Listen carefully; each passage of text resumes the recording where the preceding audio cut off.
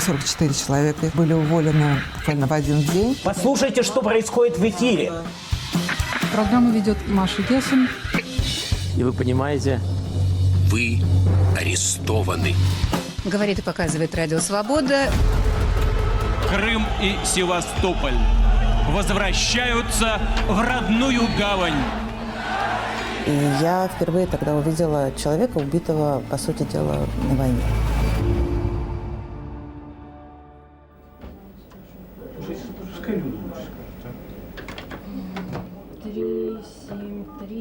Был кризис 2012-2013 года, когда сменилось руководство русской службы. Была попытка проведения таких чрезмерно радикальных и очень болезненных реформ. Когда 44 человека из Московского бюро были уволены буквально в один день, стоял вопрос о том, чтобы значительно уволить и пражских сотрудников. Это связано, совершенно никто этого и не скрывает, с именем Маши Гессен, которая была непродолжительное время директором русской службы. Когда мы назначили хорошего журналиста Машу Гессен, но которая попала сюда, просто не очень пытаясь разобраться в том, куда она попала. Информационное вещание – это гонка за одной и той же цитатой, за которой бегут 5 корреспондентов, кто добежит первый, тот молодец. Это очень хорошо. Но это не то, чего не могут делать другие СМИ. Это не то, чем должна заниматься «Свобода». «Свобода» должна давать ту глубину, которая отсутствует в других СМИ. Вот этим мы и будем заниматься, этим мы занимаемся уже. Это были ошибочные действия по лишению радио «Свобода», по вырыванию у нее некоего мировоззренческого и политического жала. Последние почти 20 лет «Свобода» делала упор на чисто информационное вещание. Да, есть, опять же, здесь прозвучало ошибочное утверждение, что мы отказываемся от новостей. Конечно, от новостей никто не отказывается. Но есть аналитика и есть информация. Пора заканчивать учить людей уму-разуму и рассказывать, как живет мир. Давайте рассказывать, как в Иркутске ходят детишки в детский сад. Вот это близко народу и так далее. То есть превратить наше общемировое радио, превратить в локальное, в региональное радио.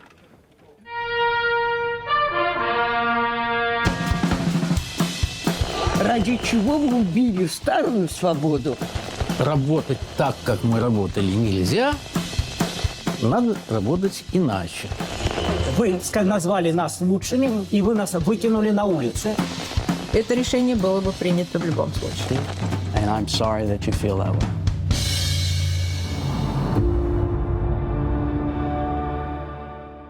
Послушайте, что происходит в эфире. Сплошные повторы.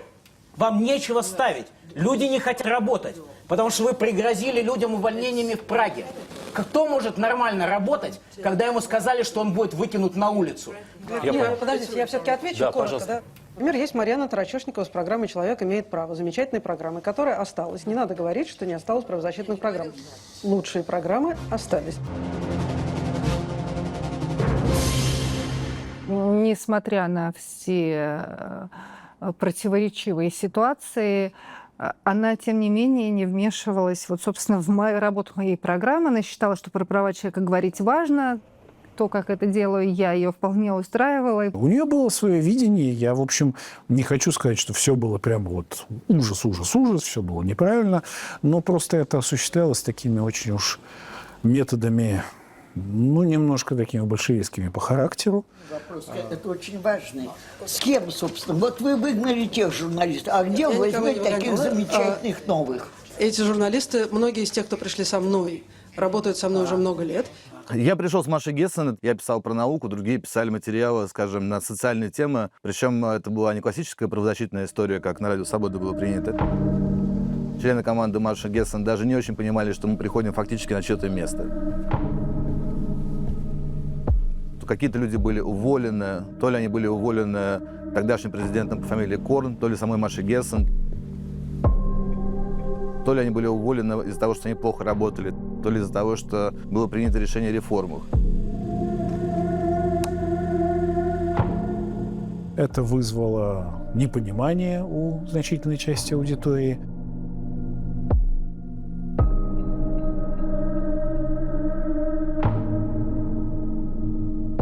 Это потрясение, оно имело и положительные стороны, потому что, с одной стороны, мы смогли как бы взглянуть на то, что что мы делаем, ну, может быть, слишком консервативно. Может быть, действительно что-то стоит делать более современным способом, отказаться от каких-то вещей, которые нам казались естественными, но на тот момент уже настолько естественными не были, а были скорее устаревшими. В общем, это такая, как любая попытка революции, это вещь, которая и позитивная, и негативная. В редакции с Гессом мы работали в какой-то такой обстановке, которая больше похожа на нынешнюю. Люди сидели за компьютерами и клацали по кнопкам. Бюро радио на тот момент выглядело как аппаратура с бобинами. Много радийной аппаратуры, когда я не видел никогда в жизни. Кухня, на которой все время приходили какие-то гости. Тогда уже нельзя было курить в общем помещении, нужно было выходить, но тем не менее коньяк всегда стоял на столе. То есть люди сидели на диванах, общались. Это все наложилось на то, что Радио Свобода лишилось доступа к частотам, и поэтому неизбежно ему приходилось становиться из классического радио каким-то интернет-ресурсом, более новостным и журналистским. Президент радиостанции «Свобода» и «Свободная Европа» Стивен Корн вскоре может покинуть свой пост, сообщил журнал World Affairs. Корна обвиняют в развале московской редакции радио. Именно он пригласил на должность директора русской службы Машу Гессен, после чего была уволена старая команда журналистов. Маша Гессен, которая являлась в последние 7 месяцев директором русской службы «Радио Свобода. Свободная Европа», приняла решение об уходе с этого поста, чтобы заняться работой над новой книгой. На Радио Свобода стали возвращаться сотрудники, которые были уволены после того, как радиостанцию в Москве возглавила Маша Гессен. Собственно, через год я была назначена директором службы, и мне пришлось возрождать то, что было расколото, то, что было уничтожено с точки зрения, опять-таки, интернета. У нас было чудовищное падение, которое мы, правда, преодолели через полгода. Конечно, у нас есть планы довольно амбициозные.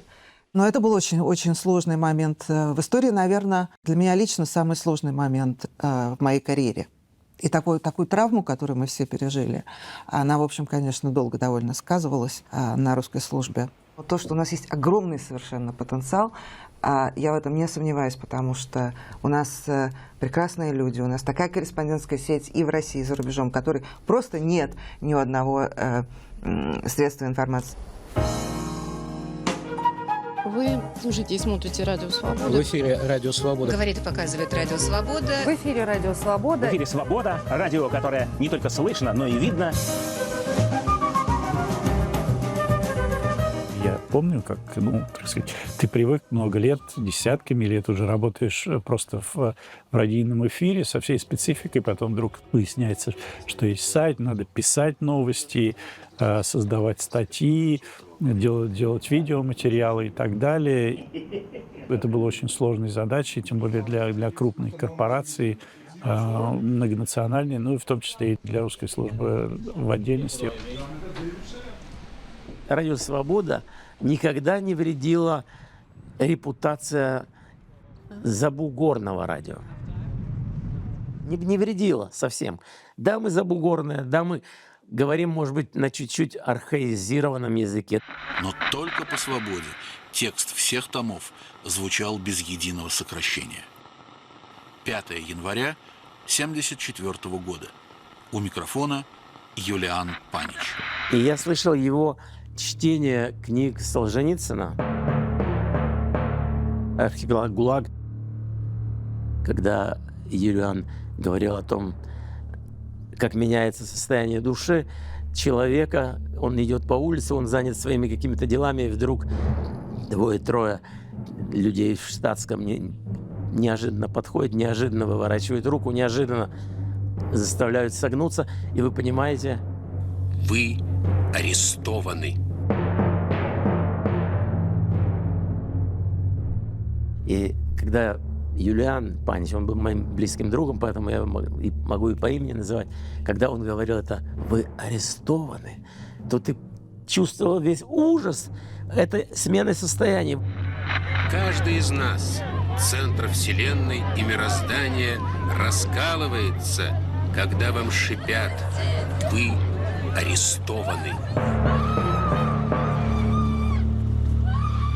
Радио «Свобода» передает повторно полный текст второго тома книги Александра Солженицына «Архипелаг ГУЛАГ». Вот нам сейчас по радио «Свобода» зачитают очередную главу Солженицына. Нет, ну это прекрасно. В те годы это было очень на месте, но сейчас просто ускорение самого процесса жизни, оно привело к тому, что то радио было невозможно. А с другой стороны, мы долго искали, так сказать, новые какие-то форматы, потому что поначалу были форматы сугубо радийные, у нас было очень много прямого эфира. Доходило там до 4-5 часов такие ежедневные, такие вот информационные марафоны. Говорит Радио Свобода. В эфире программа «Лицом к лицу», у микрофона Данила Гальперович. Скажите, пожалуйста, а вы с какой целью сегодня? Это наш город! В то время мы работали с интригами, расследованиями информации прямо внутри России. Непосредственно с нашей аудиторией, как я говорила, и прямо имели дело с тем, что происходит внутри России. Я могу тут начать говорить банальности про цифровые медиа и про все такое, но я бы сказала не про это, я бы сказала про темп. Темп стал быстрее. Говорит Радио Свобода, в эфире программы «Круглый стол. Москва. Свобода». Он стал более выверенный. Об этом пишут, об этом говорят. Подача информации концентрирована. Ирина, эта история производила на вас впечатление чего-то из ряда вон выходящего? Это для меня самый дикий момент во всей этой истории, которая длится уже 3 года. Вы, должно быть, тоже заметили, что теперь все быстрее говорят. Быстрее и проще. Как будто есть некий какой-то небесный редактор, который дышит тебе в затылок. Например, сама идея новостей свидетельствует о том, что люди хотят слышать, что происходит. Может быть, что-то происходит важное. Для одних самые важные новости – это погода. А для других, что там происходит в Гренландии. Тогда еще не воевали с Гренландией. Ну, это же встречное стремление. Аудитория не будет стремиться к тебе, если ты не стремишься к аудитории. Если бы мы старели вместе со своей аудиторией, наверное, у нас было бы неинтересно работать людям других поколений, а их сейчас много. И то, что они в кадре, то, что они топовые ведущие у нас, это, в общем, говорит о том, что мы не только пассивно ждем эту аудиторию, мы к ней обращаемся лицом. Это не только про цифровые медиа и формы, но и про наше стремление к аудитории. Мы вместе с аудиторией меняемся. Даже наш записанный язык, он все-таки молодеет вместе с аудиторией, вместе со страной, вместе с Россией, но и вместе со всем миром. Россия перенимает западный лексикон и перерабатывает это на свой лад. Мы перенимаем западный лексикон и перерабатываем на свой лад. То есть в каком-то смысле мы в унисон работаем с аудиторией. И я бы не сказал, что мы отстали, что мы какие-то консервативные, несмотря на всю записанность. Нет, я так не могу сказать. Но каждый из нас, редактор и техник, с радостью и с внутренней улыбкой воспринимает ту новую лексику, которая идет из нашей Родины. Она всегда смешная. И где слова сокращаются и удлиняются, и меняется ударение, это всегда дышит живой тканью, это дышит живым воздухом России. И это очень приятно. Несмотря на все политические ветры, все-таки язык вечен. И прав был Иван Сергеевич Тургенев. Людей интересует биология, интересует, как устроен мозг, интересует, как устроен большой адронный коллайдер и все остальное. Более того, их не просто это интересует, а кажется, что все это важная часть общественной жизни, потому что вот это вот просвещение, оно каким-то образом смягчает нравы, ведет к какому-то рациональному и хорошему будущему, и что все это очень важно, и что Россия участвует в каком-то общем глобальном процессе, в котором открыт бозон Хиггса. Я брал интервью у нобелевских лауреатов, и они рассказывали про физику элементарных частиц.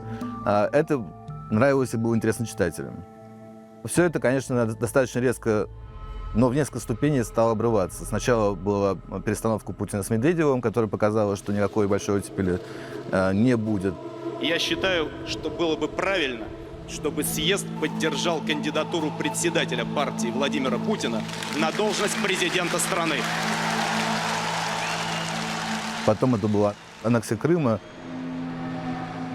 Стало понятно, что вот это вот участие в каком-то большом рациональном проекте, связанном с наукой и прогрессом, Россия участвовать не будет.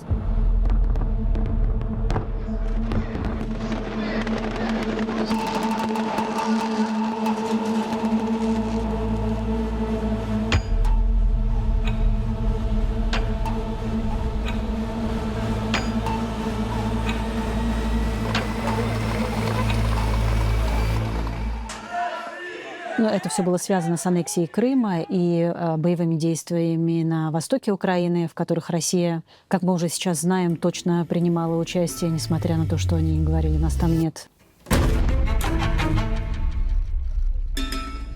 Мы их сюда не звали. Зачем они сюда приехали? Для меня, например, эти катастрофические события начались в 2014 году, когда аннексировали Крым. Крым и Севастополь возвращаются в родную гавань.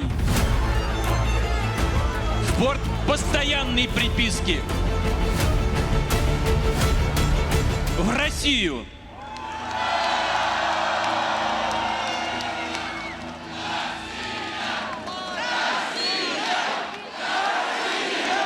Для меня это было не только нарушение международного права, а и как бы личной истории моей семьи и жизни, которую я как бы в Украине провела.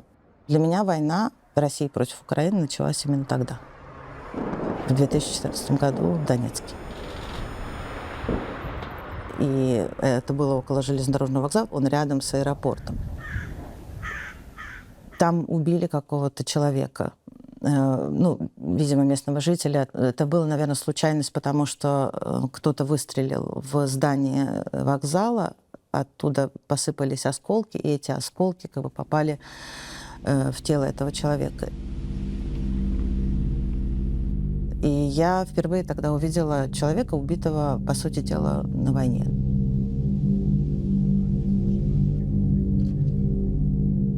Елена Фанайлова, потом, написав одно из своих стихотворений, она прислала мне его и сказала, что вот там одна фраза, и это как раз о том, как она переживала, когда я ездила в эту командировку. Это такой диптих, который называется «Донецкие выборы». И это маленький фрагмент, как фотокарточка. Бесполезный СМС в зону военных действий. Девочка-адресат. Вызвалась ехать сама. Выборы на Востоке, огонек в степи, бой за аэропорт, город уходит в песок, город уходит под лед. Думала я, их поколению не достанется эта судьба.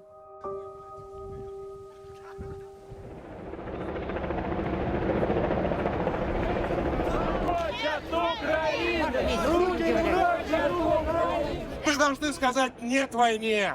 Мы должны сказать «хватит маразму». Мы должны сказать «Россия и Украина без Путина». Из таких конкретных моментов, когда я поняла, что жизнь никогда больше не будет прежней, это было ночь убийства Немцова. Для меня она начиналась, этот вечер, абсолютно прекрасно. Ко мне приехала в Москву, я тогда была в Москве, подруга. Мы с ней посетили, кажется, к моменту того, как я узнала эту новость, пару баров. Ты можешь представить мое состояние, да, я не буду даже этого скрывать, и вдруг это происходит.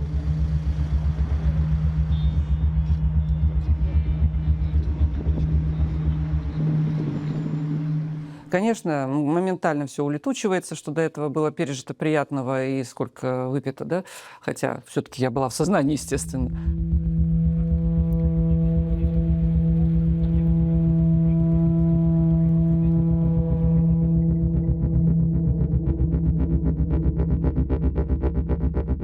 Мы находимся на Большом Замоскворецком мосту, где несколько часов назад произошло убийство политика Бориса Немцова.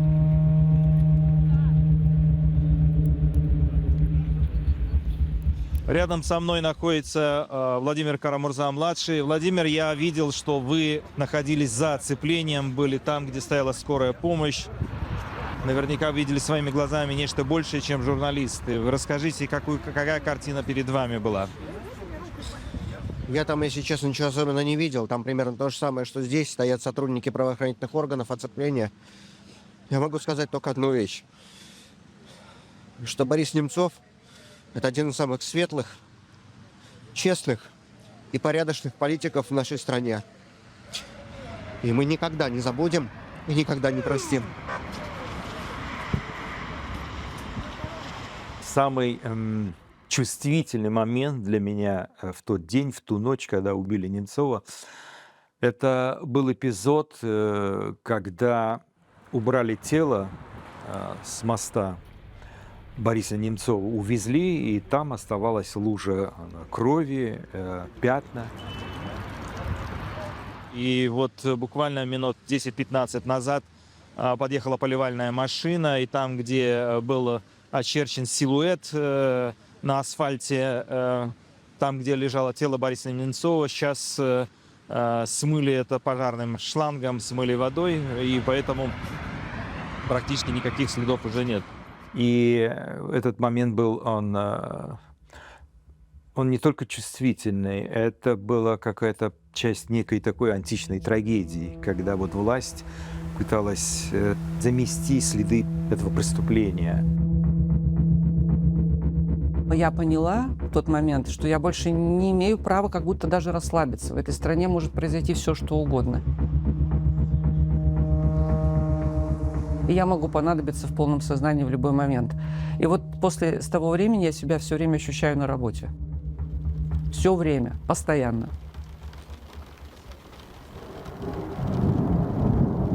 А потом времена стали меняться к худшему.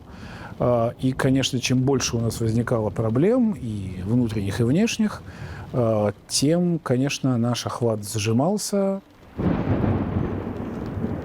Но мы, конечно, до последнего, что называется, выворачивались. В последние годы у нас появились региональные проекты, Сибирь-реалии, Север-реалии, и там тоже была изрядная сеть корреспондентов. В общем, мы этот пульс старались все время чувствовать.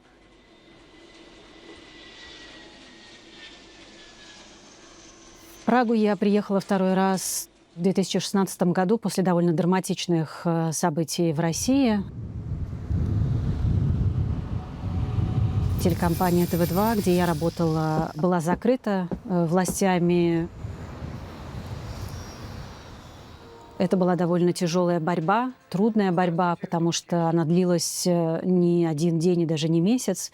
Около года мы пытались отстоять свое право на то, чтобы продолжать заниматься профессией. Сегодня закрывают телекомпанию ТВ2. Это мой родной домашний канал, поэтому я его всегда смотрел. Я сейчас месяц себя не чувствую. Я не знаю погоды, я не знаю время, я не знаю, в принципе, нормальные новости.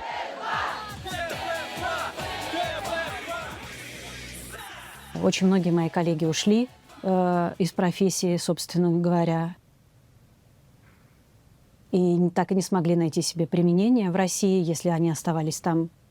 Для меня было очевидно, что я хочу заниматься профессией, но было очевидно, что я не смогу заниматься ей в России, потому что быть солдатом пропаганды не мое. А Владимир Путин как руководитель страны — это навсегда? Нет. А не быть в пропаганде в России практически невозможно. Вот так вот ТВ2 отключили от эфира. Конечно, обидно. Всех с Новым годом.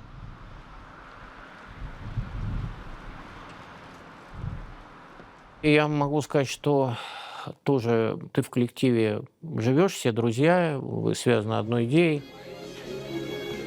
Даже слово «семья» — это мягкое слово.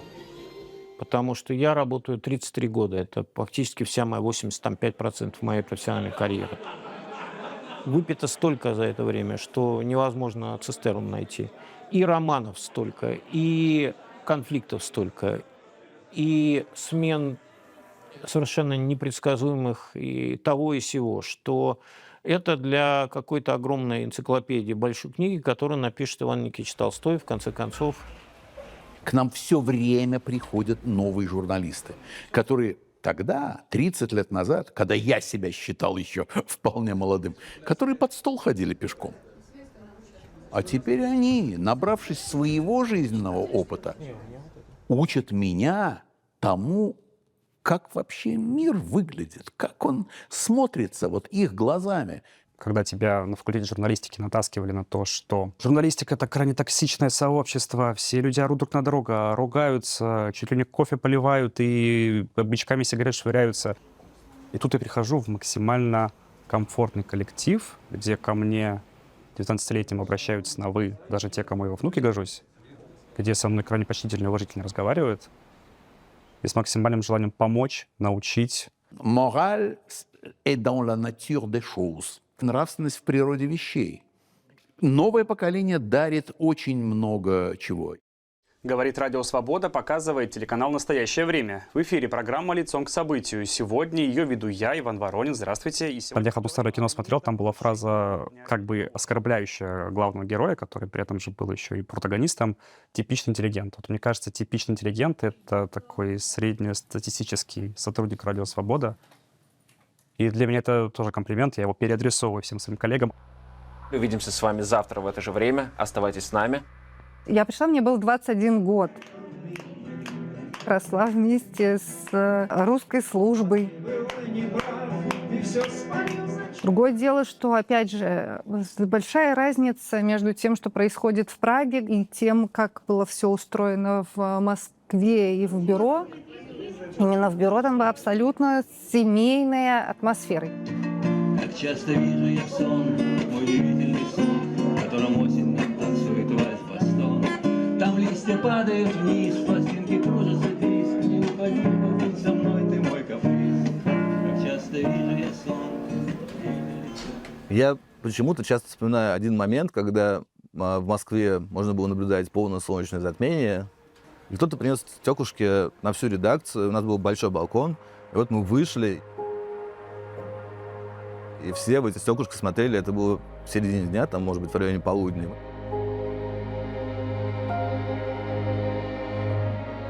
И мы все смотрели на солнечное затмение, передавая друг другу эти стеклышки.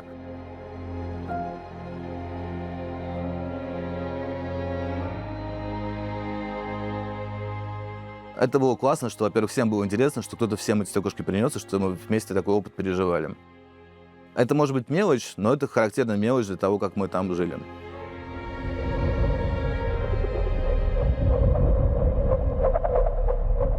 Ситуация на Донбассе вновь приобрела критический, острый характер. Вы хотите декоммунизации? Мы готовы показать вам, что значит для Украины настоящая декоммунизация. Мною принято решение о проведении специальной военной операции.